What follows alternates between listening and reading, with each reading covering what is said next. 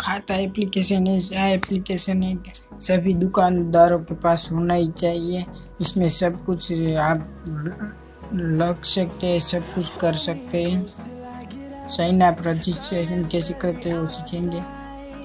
इधर क्लिक करना है, इंग्लिश या हिंदी कोई भी लैंग्वेज सिलेक्ट करना है या बाहर है लैंग्वेज। नेक्स्ट नेक्स्ट नेक्स्ट और यहाँ भी नेक्स्ट लॉगिन करेंगे। यहाँ पे फ़ोन नंबर डालेंगे रजिस्ट्रेशन करने के लिए। सेंड ओटीपी के पास क्लिक करेंगे। मैसेज जा रहा है, मैसेज आ गया और वेरिफिकेशन हो गया। यहाँ देखिए न्यू कॉन्टैक्ट के बारे में देखिए, अलाउ देंगे।